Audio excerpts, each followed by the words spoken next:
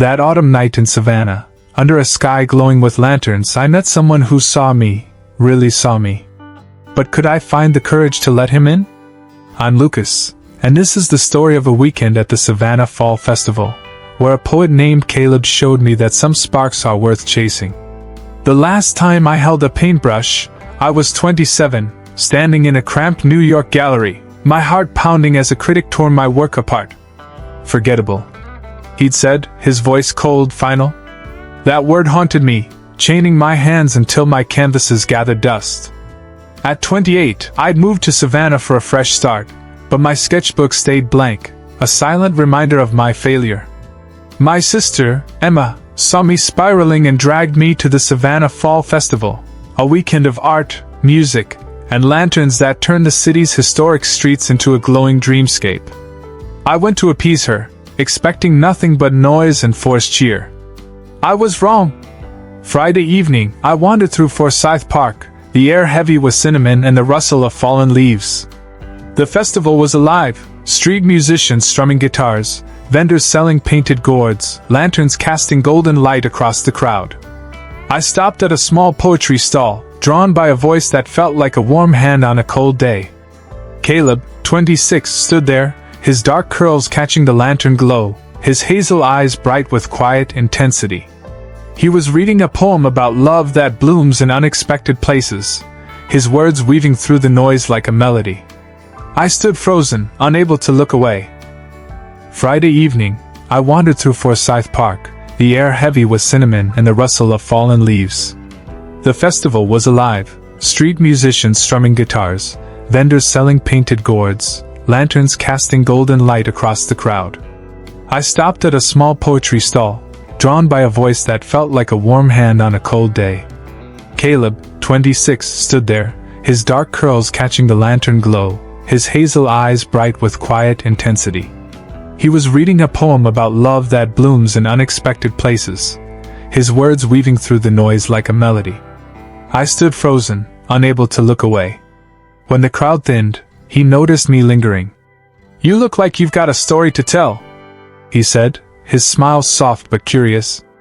I laughed, caught off guard, and somehow we started talking, about art, about the way Savannah's moss-draped oaks seemed to whisper secrets.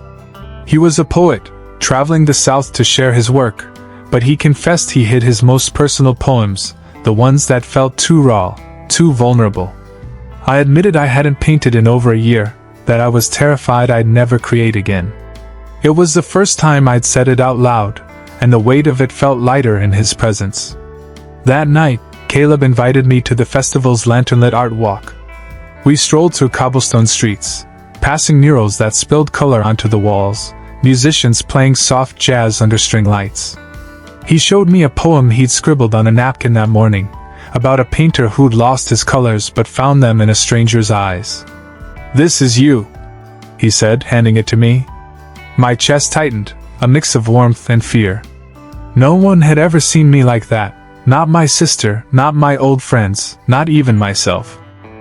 Saturday morning, we met at a cafe near the park, the kind with mismatched chairs and the smell of fresh coffee.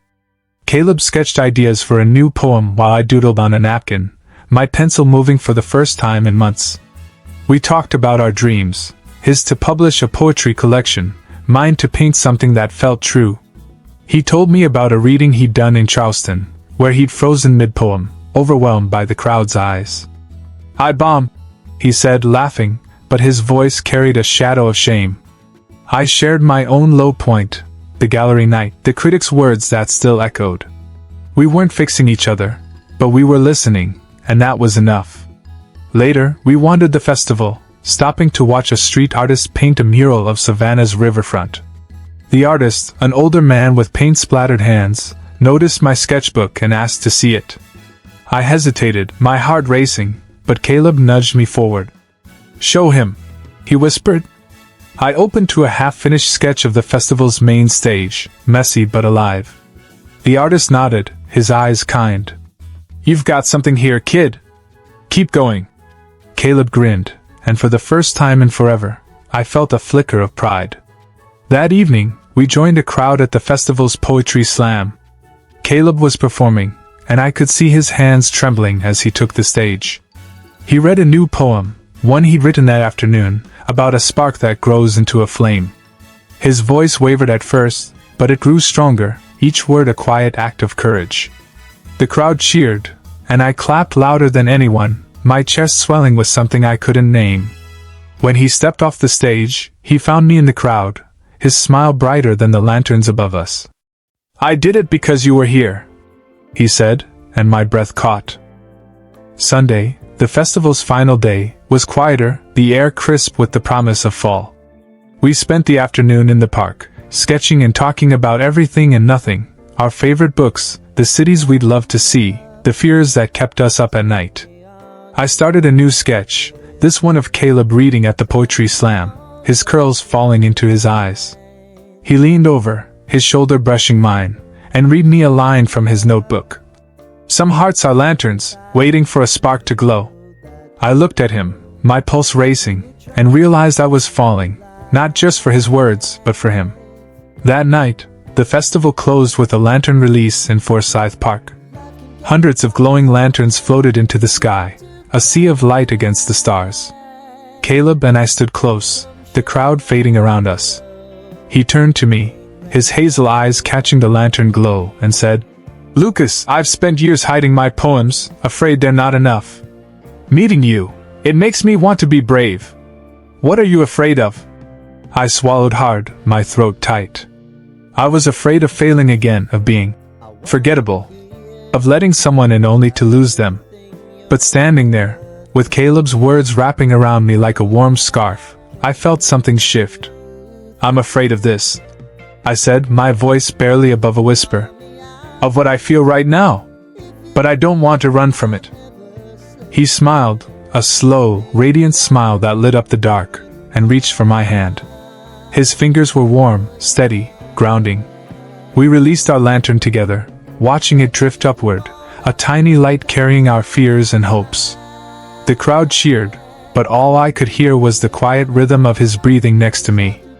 For the first time in years, I felt alive, not just surviving, but living. The festival ended, but our story didn't. Caleb had to leave for his next reading in Asheville, and I had canvases waiting in Savannah. But we exchanged numbers, promising to meet again.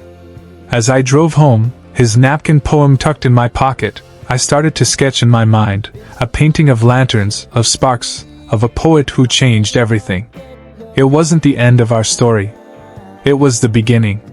And that's the story of how a weekend in Savannah gave me the courage to paint again, and to let Caleb in.